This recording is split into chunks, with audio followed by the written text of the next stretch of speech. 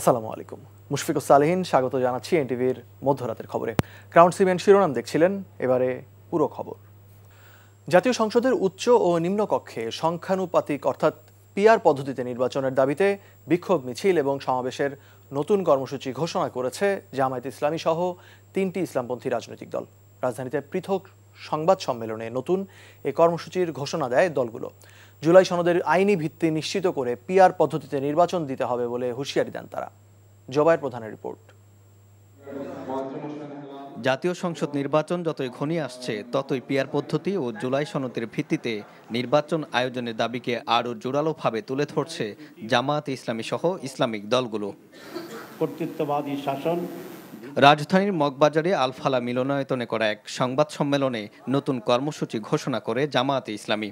PR পদ্ধতিতে নির্বাচন সহ 5 দফা দাবিতে 18 সেপ্টেম্বর ঢাকায় বিক্ষোভ মিছিল ও সমাবেশ করবে দলটি। 19 এবং 26 সেপ্টেম্বর সারা দেশে বিক্ষোভ মিছিলের আয়োজনও থাকবে জামাতের। জুলাই জাতীয় সনদের ভিত্তিতে আগামী ফেব্রুয়ারিতে নির্বাচন আয়োজন করা। 2, আগামী জাতীয় নির্বাচনে উভয় পক্ষে পিআর পদ্ধতি চালু করা, সকলের জন্য লেভেল প্লেইং ফিল্ড নিশ্চিত করা। 4, ফ্যাসিস্ট সরকারের সকল জুলুম, নির্যাতন, গণহত্যা ও দুর্নীতির বিচার দৃশ্যমান করা। 5, স্বৈরাচারের দোষক জাতীয় পার্টি ও 14 দলের কার্যক্রম নিষিদ্ধ করা। একই দাবিতে পুরানা পল্টন কার্যালয়ে পৃথক সংবাদ সম্মেলন করে একই কর্মসূচি ঘোষণা করে ইসলামী আন্দোলন বাংলাদেশ। আমরা মনে করি যে কোনো গণ অভ্যুত্থানের সার্বভৌম এখতিয়ার থাকে, সেই ক্ষমতাও এখতিয়ার বলে জুলাই সনদকে এই আমূলেই বাস্তবায়ন করতে হবে এবং তারই ভিত্তিতে জাতীয় নির্বাচন আয়োজন করতে হবে। অতএব দ্রুত সাংবিধানিক আদেশ বা গণভোটের মাধ্যমে জুলাই জাতীয় সনদকে আইনসম্মত করতে হবে। এদিকে অন্য আরেকটি সংবাদ সম্মেলন থেকে খেলাফতে মজলিস নেতারা বলেছেন, আওয়ামী ফ্যাসিবাদের দোসরদের রাজনৈতিক কর্মসূচি স্থগিত করে নির্বাচনের অযোগ্য ঘোষণা করতে হবে। জুবায়ের প্রধান, এনটিভি নিউজ, ঢাকা। জনগণের কাছ থেকে ম্যান্ডেট না নিয়ে ক্ষমতায় গেলে গণতন্ত্র বিপদগ্রস্ত হবে বলে মন্তব্য করেছেন বিএনপির স্থায়ী কমিটির সদস্য আমির খসরু মাহমুদ চৌধুরী। সোমবার দুপুরে রাজধানীর দক্ষিণখানে প্রতিবন্ধী প্রবক্তা শীর্ষক মতবিনিময় অনুষ্ঠান শেষে সাংবাদিকদের তিনি এমন মন্তব্য করেন। খসরু বলেন, সংসদ নির্বাচন যত বিলম্ব হবে দেশ তত বিপদে পড়বে। দেশের মানুষের হাতে ক্ষমতা ফিরিয়ে দিতে বিএনপি কাজ করছে বলেও জানান তিনি। প্রতিবন্ধীদের জন্য রাষ্ট্রের বিনিয়োগ বাড়ানোর উপর গুরুত্বারোপ করে বিএনপির এই স্থায়ী কমিটির সদস্য বলেন, শুধু আর্থিক বিনিয়োগ নয়, সামাজিক ও মানসিকভাবেই সবাইকে সচেতন হতে হবে। প্রতিবন্ধীদের সম্পদে পরিণত করতে না পারলে দেশের বিশাল এক জনগোষ্ঠী মূল স্রোতের বাইরে থেকে যাবে বলেও জানান আমির খসরু।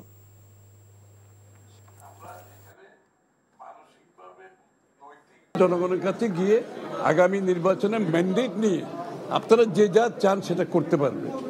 আমাদেরকে তো জনগণের কাছে যেতে হবে, ম্যান্ডেট নিতে হবে, সবাইকে নিতে হবে।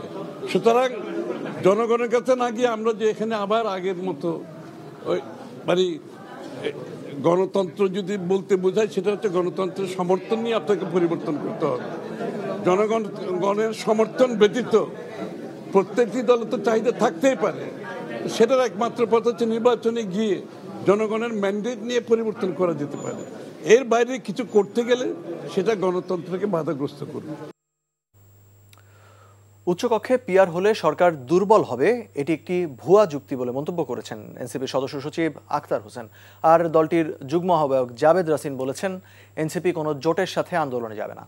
সোমবার রাজধানীর বাংলা মোটরে এনসিপির কেন্দ্রীয় কার্যালয়ে আন্তর্জাতিক গণতন্ত্র দিবস উপলক্ষে কেমন সংবিধান চাই শীর্ষক সেমিনারের আয়োজন করে যুবশক্তি। এ সময় এসব কথা বলেন তারা। শুধু মৌখিক অঙ্গীকার নয়, জুলাই সনদের আইনি ভিত্তি দিতে হবে বলেও জানান তিনি। দেশের গণতন্ত্র রক্ষায় সাংবিধানিক ক্ষমতা নিয়ে আলোচনা করেন দলটির নেতৃবৃন্দ। আয়োজনটির এক পর্যায়ে নির্বাচনে কোনো জোটে যাচ্ছে না এনসিপি বলে জানান জাবেদ রাসিন।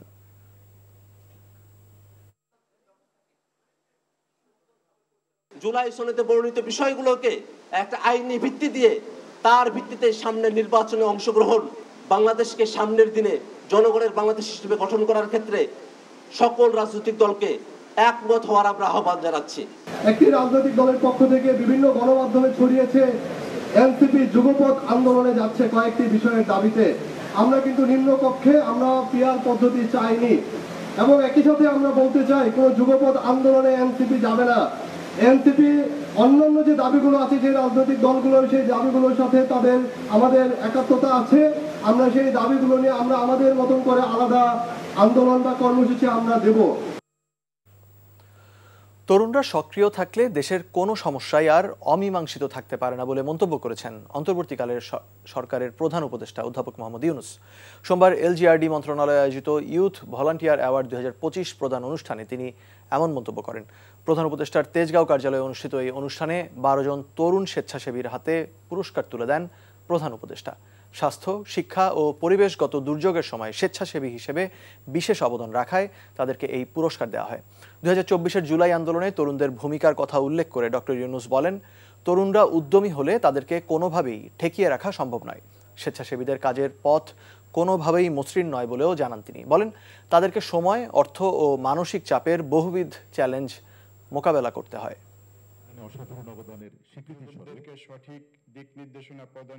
আমি যুব সমাজের প্রত্যেক সদস্যকে আহ্বান জানাই, তোমাদের মেধা, শক্তি ও সৃজনশীলতা দিয়ে সমাজের এবং দেশের উন্নয়নে ভূমিকা রাখো। তোমাদের সাফল্য কেবল ব্যক্তিগত অর্জনে সীমাবদ্ধ না রেখে অন্যদের জন্য অনুকরণীয় দৃষ্টান্ত করো। আমি বিশ্বাস করি, তরুণরা সক্রিয় থাকলে দেশের কোনো সমস্যায় আর অমীমাংসিত থাকতে পারে না।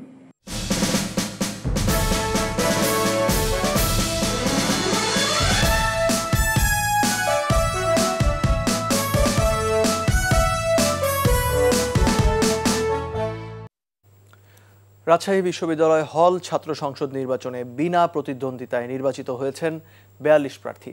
এর মধ্যে মেয়েদের 6টি হলে রয়েছেন 36 জন।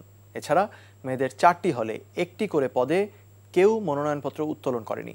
দীর্ঘ প্রায় 35 বছর পর অনুষ্ঠিত হতে যাওয়া রাকসু নির্বাচনে ছাত্রীদের অংশগ্রহণের এই অনাগ্রহে উদ্বিগ্ন প্রার্থীরা। নির্বাচনে অংশ নিতে ছাত্রদের এই অনাগ্রহের কারণ তুলে ধরেছেন সম ও সাজু। ক্যামেরায় ছিলেন শরীফুজ্জামান রয়েল।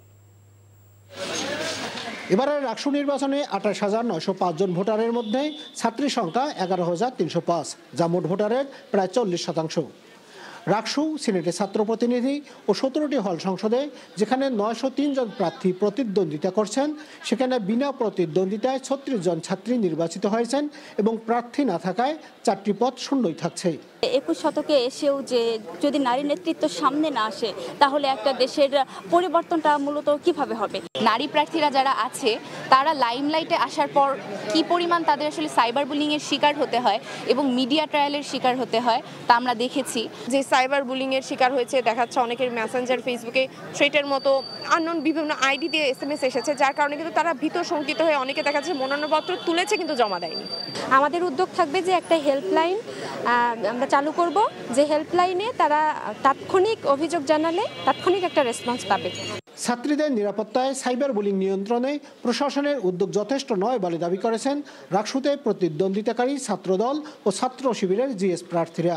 নারী শিক্ষার্থীদের যে বুলিং এবং সাইবার বুলিং এবং বডি শেমিংয়ের যারা নোংরা অশ্রাব্য ভাষায় যে গালাগালি করে, সেই সব শিক্ষার্থী, সেই সব বট আইডির বিরুদ্ধে বিশ্ববিদ্যালয় প্রশাসন ব্যবস্থা নেয়। প্রোগ্রেসিভ হতে হবে, যাতে নারী শিক্ষার্থী সহ প্রার্থী বা ভোটার যারা রয়েছে তাদের সাইবার বুলিং এবং হ্যারাসমেন্টের শিকার যাতে না হতে হয়। নির্বাচন কমিশন আসলে কি ব্যবস্থাগুলো নিচ্ছে, কি পদক্ষেপ গ্রহণ করছে, কি নীতিমালা গ্রহণ করছে, এটা যদি আমাদের সামনে উপস্থাপন করা হয় তাহলে আমরা আরেকটু নিরাপদ বোধ করব। তবে এই অভিযোগ মানতে রাজি নন রাকসু নির্বাচনের প্রধান রিটার্নিং কর্মকর্তা। আমরা এরকম সিদ্ধান্ত গ্রহণ করেছি, যদি এরপরও কোনো গ্রুপ থেকে এরকম সাইবার বুলিং থাকে আমাদের কাছে সুনির্দিষ্টভাবে লিখিতভাবে অভিযোগ করলে আমরা এগুলো বন্ধ করার ব্যবস্থা করব। রাজশাহী বিশ্ববিদ্যালয় কেন্দ্রীয় ছাত্র সংসদ ও সিনেট মিলিয়ে 19টি পদে প্রতিদ্বন্দ্বিতা করছেন 32 জন ছাত্রী। অন্যদিকে ছাত্রী হলগুলোতে 15টি পদে প্রতিদ্বন্দ্বিতা নেমেছেন 217 জন। সম সাজু, এনটিভি নিউজ, রাজশাহী। এদিকে সিলেটে র্যাব হেফাজতে থাকা এক ব্যক্তির মৃত্যু হয়েছে। তানভীর চৌধুরী নামে ওই ব্যক্তির বাড়ি গাজীপুরে। তিনি নওগাঁ জেলার একটি হত্যা মামলার আসামি। শনিবার সিলেটের জৈন্তাপুর থেকে তাকে গ্রেপ্তার করে র্যাব 9।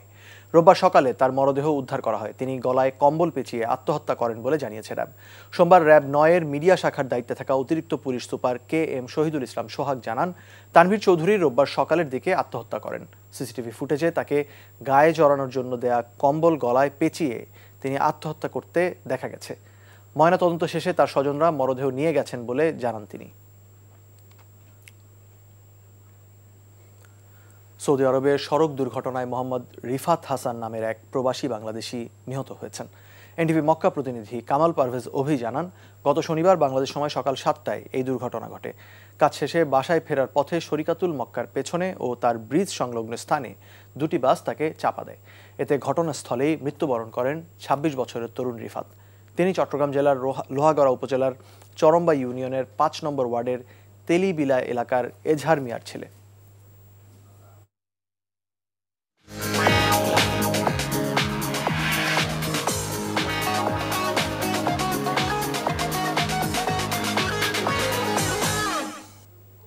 মার্কেন্টাইল ব্যাংক অর্থনীতির খবর। দেশের জ্বালানি খাতে যুক্ত হলো নতুন সাফল্য। হবিগঞ্জের বাহুবলের রশিদপুর গ্যাস ফিল্ডের 3 নম্বর কূপ থেকে প্রতিদিন 8 মিলিয়ন ঘনফুট গ্যাস জাতীয় গ্রিডে সরবরাহ শুরু হয়েছে। সোমবার দুপুরে এই কার্যক্রম শুরু হয়। দীর্ঘ সংস্কার শেষে নতুন স্তরে গ্যাসের সন্ধানকে বড় অর্জন হিসেবে দেখছেন সংশ্লিষ্টরা। তারা জানান, কূপে যথেষ্ট চাপ বিদ্যমান, আগামী 1 দশক পর্যাপ্ত গ্যাস সরবরাহ করা সম্ভব হবে। এর আগে পেট্রোবাংলার পরিচালক রফিকুল ইসলাম রোববার রাতে গ্যাস ফিল্ডের উদ্বোধন করেন। দিনভর কূপের গুণগত মান, চাপ, তাপমাত্রা পরীক্ষা করা হয়। গত জুলাইয়ে 3 নম্বর কূপে পানি ও বালু প্রবাহ বেড়ে যাওয়ায় পুনরায় সংস্কারের সিদ্ধান্ত নেওয়া হয়। পাপেক্সের তত্ত্বাবধানে প্রায় 73 কোটি টাকা ব্যয়ে যৌথভাবে সংস্কার কাজ শুরু হয় 12 জুলাই। 5 সেপ্টেম্বর নতুন স্তরে গ্যাসের সন্ধান মেলে। প্রবাসের খবর। বিএনপি জোহর প্রদেশ শাখার 47তম প্রতিষ্ঠাবার্ষিকী উপলক্ষে মালয়েশিয়ার দোয়া এবং আলোচনা সভা অনুষ্ঠিত হয়েছে। মালয়েশিয়ার জোহর প্রদেশ থেকে এনটিভির স্টাফ করেসপন্ডেন্ট কায়সার হামিদ হান্নান জানান, মালয়েশিয়ার জোহর প্রদেশের তামান্ডায়া দোয়া ও আলোচনা সভা অনুষ্ঠিত হয়। তামান্ডায়া আঞ্চলিক শাখা বিএনপির সভাপতি মোহাম্মদ রুবেলের সভাপতিত্বে সংগঠনটির সাধারণ সম্পাদক মোহাম্মদ মঞ্জুর মোর্শেদ ও জোহর প্রদেশ বিএনপির প্রচার ও প্রকাশনা সম্পাদক মোহাম্মদ রহমতুল্লাহর যৌথ সঞ্চালনায় প্রধান অতিথি হিসেবে উপস্থিত ছিলেন জোহর প্রদেশ বিএনপির সভাপতি মোহাম্মদ জয়নাল আবেদিন। বিশেষ অতিথি হিসেবে উপস্থিত ছিলেন জোহর প্রদেশ বিএনপির সহ সভাপতি মোহাম্মদ বাবলু, সাধারণ সম্পাদক এম এ মান্নান, সহ সাধারণ সম্পাদক মিজান চৌধুরী, মোহাম্মদ দেলোয়ার ও শফিকুল হাসান সহ প্রমুখ। অনুষ্ঠানে দলের প্রতিষ্ঠাতা প্রয়াত রাষ্ট্রপতি জিয়াউর রহমানের আত্মার মাগফিরাত কামনা এবং বিএনপি চেয়ারপারসন খালেদা জিয়ার দীর্ঘায়ু ও আশু রোগ মুক্তি কামনা করে দোয়া ও মোনাজাত করা হয়। মোনাজাত পরিচালনা করেন জোহর প্রদেশ বাংলাদেশি মসজিদের ইমাম কারি মোহাম্মদ নুরুন নবী। সবশেষে দলের প্রতিষ্ঠাবার্ষিকীর কেক কাটা হয়।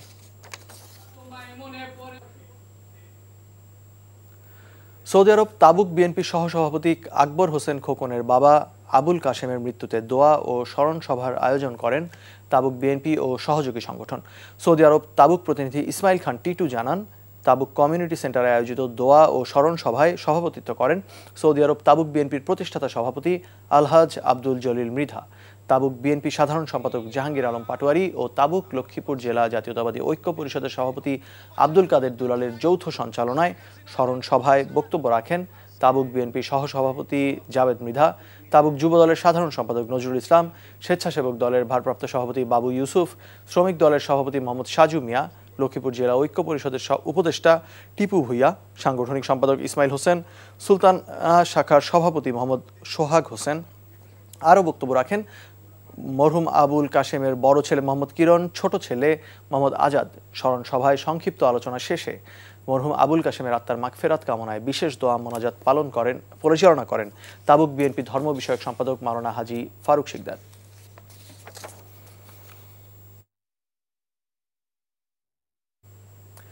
বাংলাদেশ জাতীয় পার্টি বিজেপির ভাইস চেয়ারম্যান ফয়সাল তাহের সুমনের মালয়েশিয়া শুভাগমন উপলক্ষে সংবর্ধনা ও আলোচনা সভা করেছে বাংলাদেশ জাতীয় পার্টি বিজেপি মালয়েশিয়া শাখা।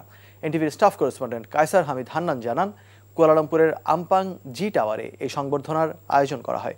বিজেপির কেন্দ্রীয় প্রবাসী বিষয়ক সম্পাদক ও মালয়েশিয়া বিজেপির সভাপতি ইঞ্জিনিয়ার সুমন আহমেদের সভাপতিত্বে মালয়েশিয়া বাংলাদেশি শিক্ষার্থী তিলোত্তমার সঞ্চালনায় অনুষ্ঠানে প্রধান অতিথি হিসেবে উপস্থিত ছিলেন বাংলাদেশ জাতীয় পার্টি বিজেপির ভাইস চেয়ারম্যান ফয়সাল তাহের সুমন। বিশেষ অতিথি হিসেবে উপস্থিত ছিলেন মালয়েশিয়ার ব্যবসায়ী পাশা খান। এ সময় আরও উপস্থিত ছিলেন মালয়েশিয়া শাখা বিজেপির সহ-সভাপতি মোহাম্মদ দেলোয়ার হোসেন, মোহাম্মদ আনোয়ার হোসেন, সাধারণ সম্পাদক মোহাম্মদ শাহ আলম, সাংগঠনিক সম্পাদক নজরুল ইসলাম সহ মালয়েশিয়া শাখা বিজেপির সদস্যবৃন্দ। এ সময় আগামী জাতীয় সংসদ নির্বাচনে আন্দালিব রহমান পার্থর দলকে সকল ভেদাভেদ ভুলে একযোগে কাজ করার আহ্বান জানান তিনি। পরে ফয়সাল তাহের সুমনকে ফুল দিয়ে বরণ করে নেন মালয়েশিয়া শাখা বিজেপির সদস্যবৃন্দ।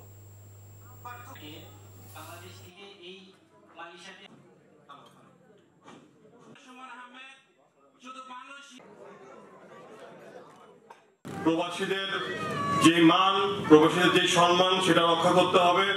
নট অনলি দ্যাট, বিভিন্ন এয়ারপোর্টে আমরা জানি আমার প্রবাসী ভাই বোনেরা অনেক হ্যারাসমেন্টের শিকার হয়। ব্যারিস্টার আন্দালিব রহমান 2011 সালে পার্লামেন্টে সেটা তীব্র প্রতিবাদ করেছিলেন এবং কিভাবে সেটাকে সলভ করা যায় সেটা নিয়ে তিনি দিক নির্দেশনাও দিয়েছিলেন। এই ছিল মধ্যরাতের খবরে। এ খবরের ভিডিও সহ আপডেট জানতে ভিজিট করুন এনটিভি অনলাইন www.ntvbd.com। এছাড়াও এনটিভির জনপ্রিয় সব অনুষ্ঠান ও খবরের আপডেট জানতে ভিজিট করুন আমাদের ইউটিউব ও ভেরিফাইড ফেসবুক পেজ। ধন্যবাদ সবাইকে, শুভরাত্রি।